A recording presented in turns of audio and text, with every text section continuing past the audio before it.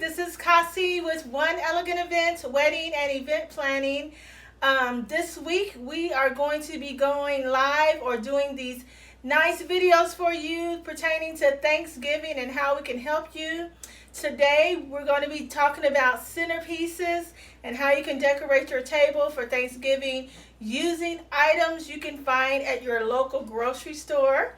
And tomorrow we're going to be talking about something delicious. We're going to be talking about pies and how you can make your crust really fancy and cute for Thanksgiving. And then on Wednesday we're going to be talking about my wonderful yeast rolls.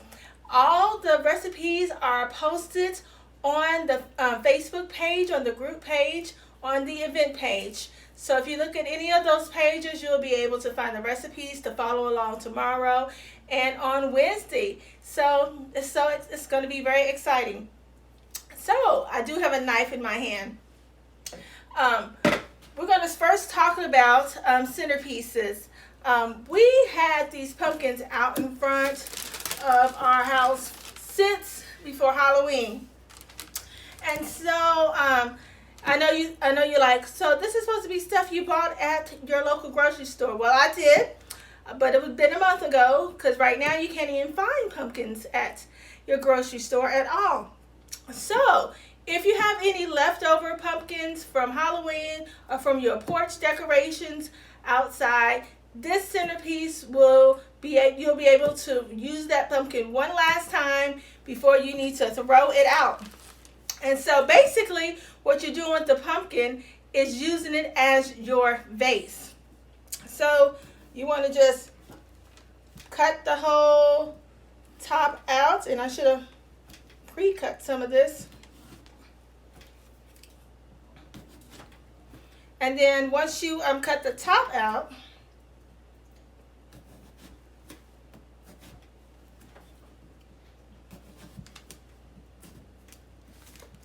here we go.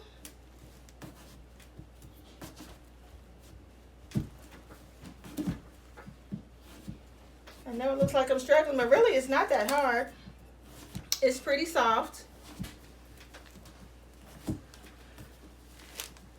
I would have thought it would have been a little bit more softer since it's been out there so long, but we've had some pretty cool weather.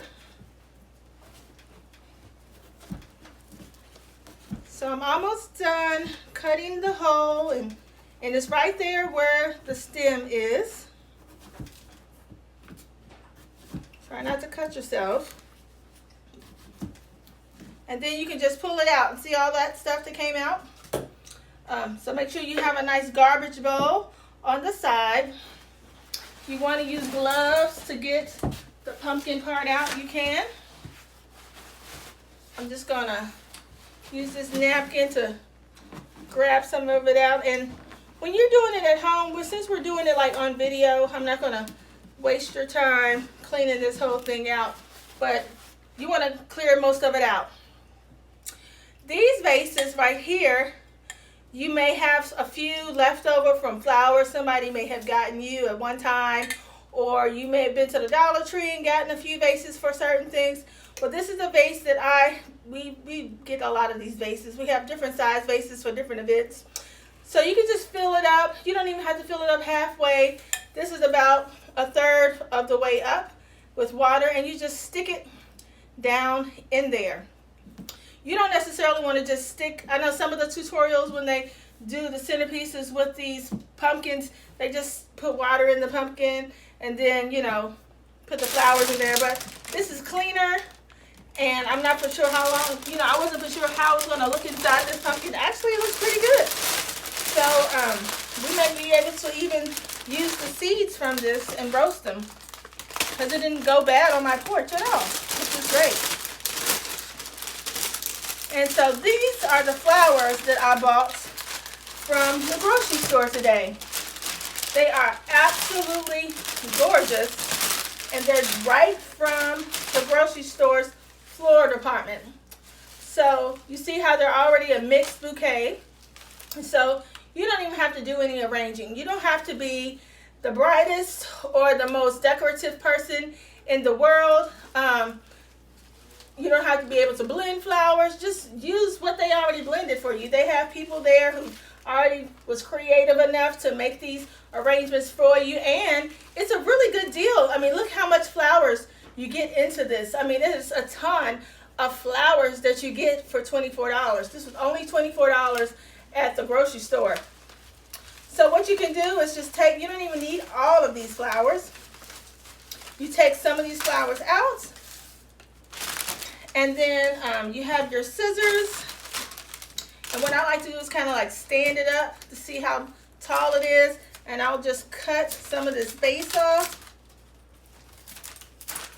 And then, you know, you can test it out and see how you like it. If you want it more fuller, you know, you can spread it out some more. What I like to do is to add more flowers to the side of the arrangement to make it even more full. You see how that goes? And some nice hydrangeas at the bottom. And you cut.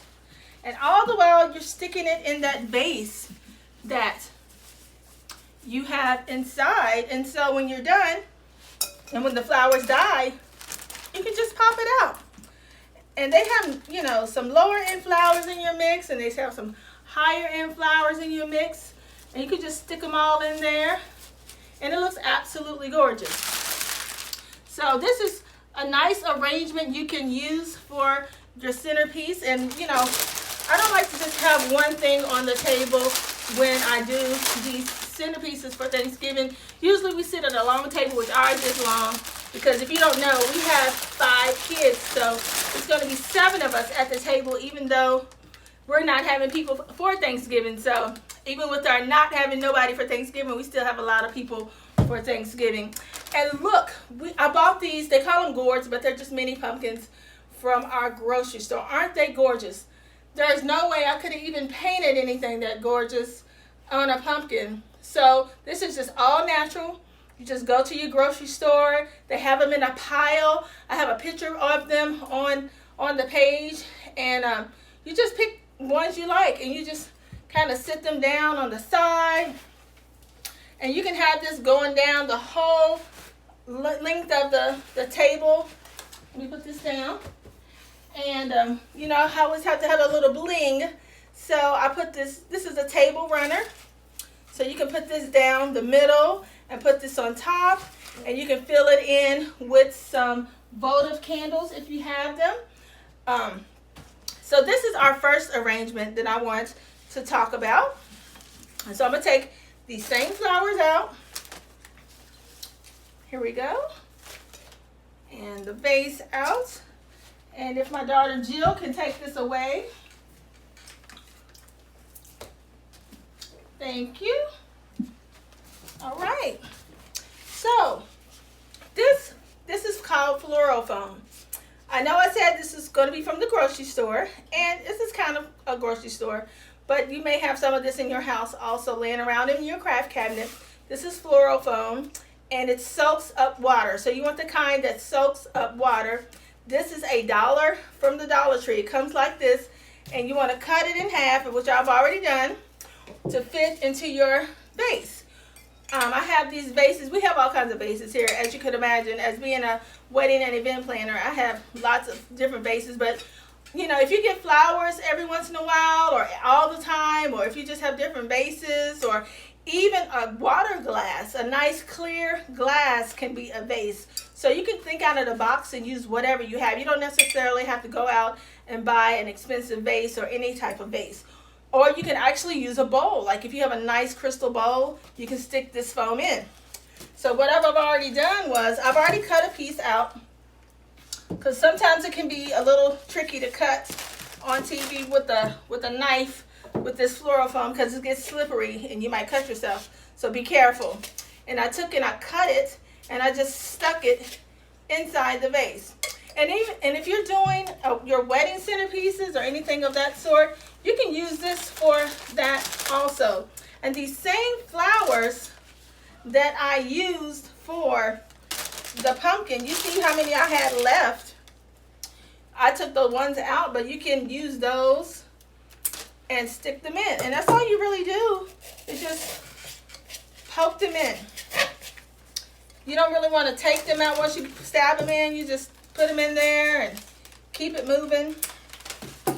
So it's not hard or tricky at all. You just stick it in there and you just keep on going. Just cutting and poking.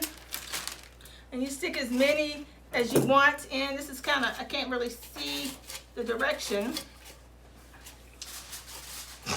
And you keep putting them in there until you get the look that you want. How many flowers it takes, it all depends on how you want it to look, how full you want it to be, and all of that, how big your base is. And you see how that's not hard at all. And it's already starting to look like something. And you know, with all these different mixes of flowers, you didn't have to be trying to figure out, does this go together? You know, everything in this whole kit of flowers that you bought from the grocery store, that whole floral bouquet, mixed bouquet they call it, it all matches. And you want to make sure that not only does the front look good, the back look good, because you know you have people sitting all around the table and you want everybody to have a nice pretty piece of the centerpiece to look at while they're having Thanksgiving dinner. So as you can see, I'm doing this as I'm talking, and it's not taking a whole lot of energy or a lot of work. We're not struggling. We're not, you know, wasting a lot of time. We're getting this thing done in no time. And it's already looking gorgeous. And they give you so many flowers to use in these mixed bouquets. I mean, you can do a couple arrangements out of one of these things. You know, you can get like 2 or 3. I've done 3 or 4 arrangements out of just one of these. And look at this. Look how gorgeous that is. You know, already done up. Obviously, I'll put some more flowers in as I go. But just that little bit of flowers in that short amount of time. We didn't even spend a whole minute or 2 doing this. And we just cut. And just like I said before, you know, you can put some pumpkins on the side. You can put candles in between. You can lay down your owl runner, your table runner, not see weddings. I said owl runner, table runner down the middle of it to add a little bling to your table. You can also, if you have time, or if you have any laying around the house, or you have some in another centerpiece, you can take some of the floral picks and sprays that you have that has a little bit of sequins on them, and you can put that in there also. But don't make your centerpieces complicated. You don't have to make them complicated. They're not that hard to do, and you can get this accomplished, and it would be great. So that's all I have for you today, and tomorrow we will be talking about pies. That one is not going to be as short as this one, because I'm going to show you how to make the crust. I'm going to show you how to cut out the designs and how to actually make the filling. We're making an apple pie, so it's going to be absolutely delicious. So we'll see you tomorrow, okay? Bye!